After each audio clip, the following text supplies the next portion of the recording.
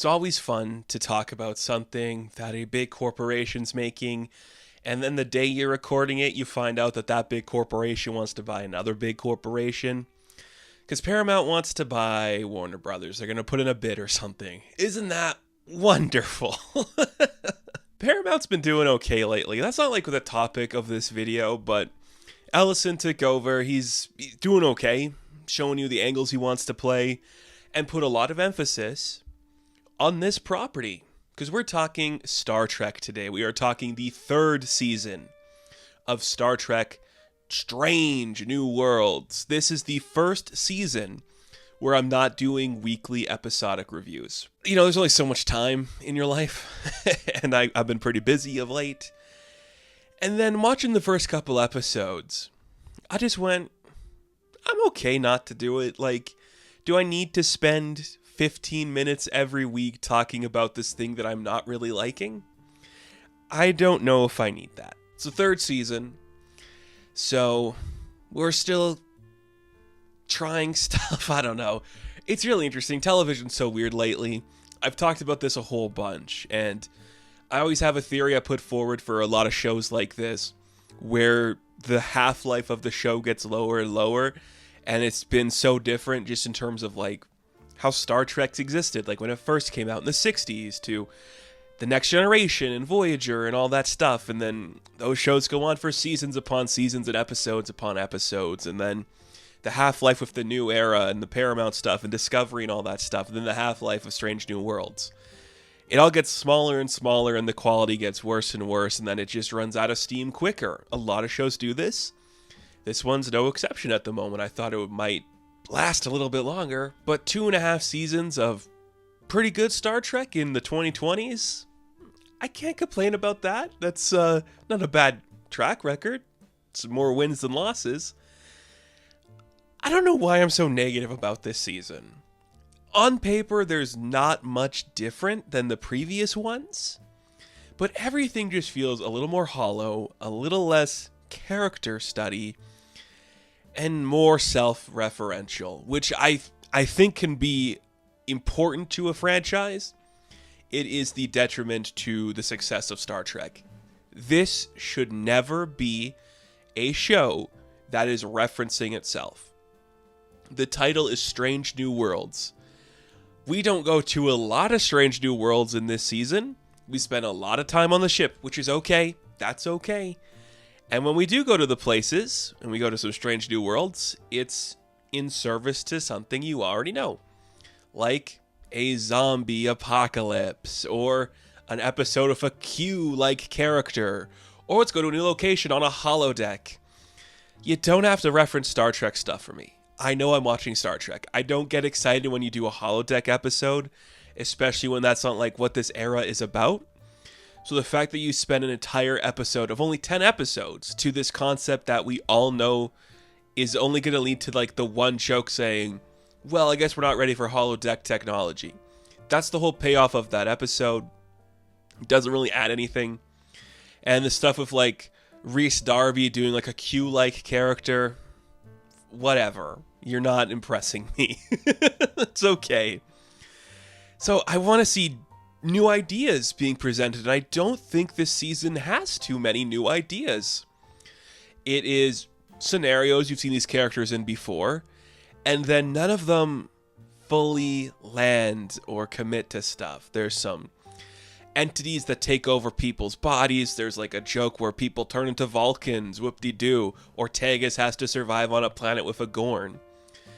These should be more interesting than they are, and they're just falling flat. I don't know what it is. Maybe because it's only 10 episodes and we have to rush a lot of these arcs in these specific ways. But we're also introducing a lot of cast members and having them do a lot of stuff. I don't know why Ortegas' brother has so much play, but he gets an entire episode dedicated to him essentially, where it's probably my least favorite episode of the season, where he has been documenting a lot of the stuff that Enterprise is doing, and then an episode's entirely a documentary that it's such a lame concept, but the premise of the documentary is to make Starfleet officers question stuff where it's like, what is Starfleet actually doing? Is it good or bad? We have to see all sides of the argument.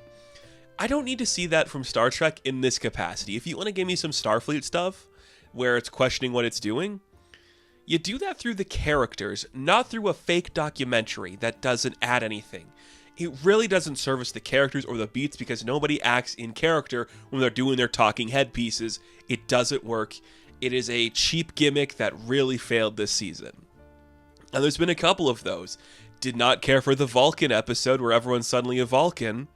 That's lame. There is a lot of weird side production on just supporting characters. Like, Una Chin Riley does not get a lot to do this season. I don't understand why that's the case.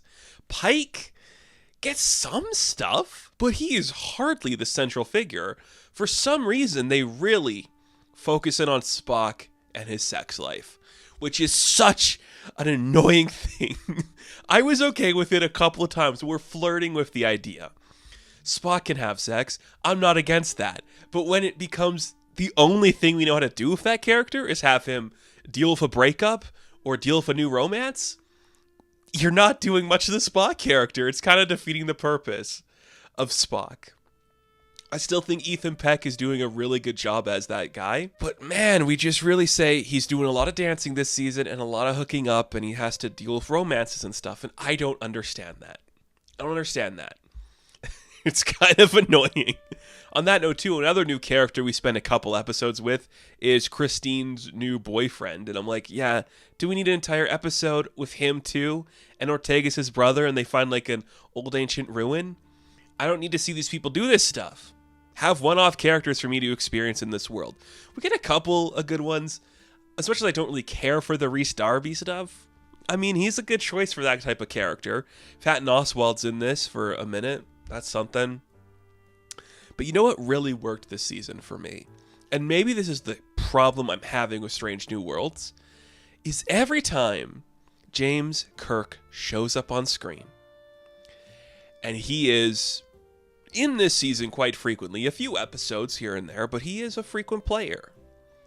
And he's playing off of Scotty, the young guy they got playing Scotty. I'm like, just do the new Star Trek. Because these guys are really good at playing off each other. They're really modern interpretations of Kirk and Scotty. But when they have like an episode, it's when Leon becomes a Vulcan and they're doing like a side story trying to like figure out what she's up to. That's where the heat is. Like, the camera loves those two. They love seeing them play off each other. They do one episode that's a reference to Kirk having to lead the like characters that are in like the OG show. And I'm just thinking, you really want to get there now, don't you? But you got 2 more seasons of Strange New Worlds before you can actually have Kirk take over the ship. You're really pushing for it, though. They really want it. They really want to do it. I don't know if they're actually going to do like a whole season where it's, you know, Bones is here now, and here's Sulu and Chekhov, and everyone's doing this stuff. I don't know if we're actually going to get to that point. But I feel like they want to. I really feel like the showrunners like, that's what we want to get to at this point. So this is a mixed bag of a season. I think the first episode's probably the best of the bunch. There's a couple interesting moments here and there that work okay. Some characters get a lot more play than others, and I find that to be very frustrating. Christine, Leon, Spock probably get the most. Benga gets some. He's always my favorite. I love when he's in there just doing some cool stuff. But Pike and Una Chin Riley, you're like, where is their solo episodes where they don't have to play off an entire cast of other people? Like, where is the Pike-driven narrative? You know, he should be your central focus, but I feel like he's taking a backseat. Is that something that Anson Mount wants, where he doesn't want the full responsibility to, like, carry the weight of the show on his shoulders? I don't know.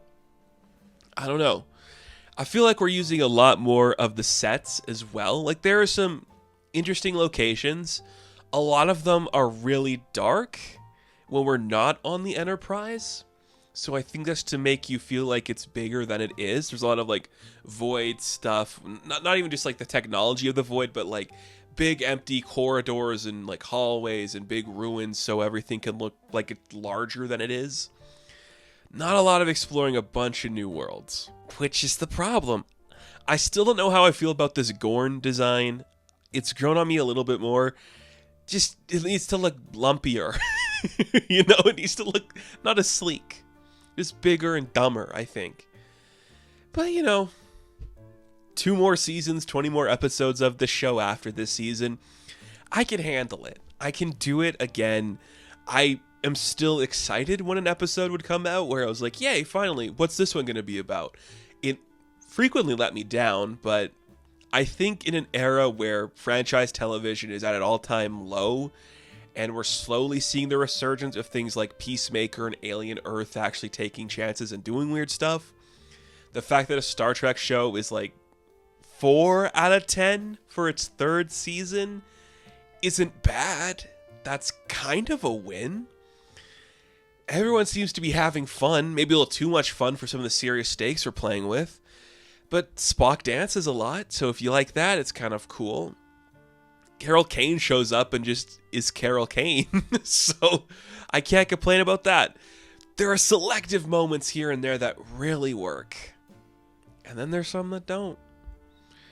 And that's okay. Ahura doesn't get a lot to do either. She has one episode where she's kind of like decoding some stuff, how she can like, it's the one of like Ortega's, and she's like, I can figure out the stuff to save this. They really want to set her up to be the Ahura we're gonna know. We're still so far away from that, though. I know Star Trek's not for everybody. And I also know that we're never going to have a show like the original series or the Next Generation again. My 2 favorite eras of Star Trek. I know that. And this is the closest we're going to get in modern times to either of those. But if you don't do the things that those shows did successfully, you lose the momentum really quick. And I feel like we're doing that. I feel like it wasn't as character driven as opposed to people saying dialogue that should sound better than it was. 3 seasons in, I don't want this to feel like people are in cosplay, but sometimes you get that vibe and it doesn't always work. Come on, Anson Mount, you got the hair for a reason. Be on camera more, please. I really want this show to succeed, and I think maybe the next couple of seasons could do that. But this one, weakest of the bunch. Some really low lows. That documentary episode, that is one of my least favorite things modern Star Trek has produced, right next to Section 31, which is the worst. So, Star Trek Strange New Worlds So, Star Trek Strange New Worlds Season 3. I am going to give a 5 out of 10. Now, thank you all for watching this review. Be sure to like and subscribe to the channel. And of course, I will catch you in the next one. Have fun. Stay safe. May the Force be with you.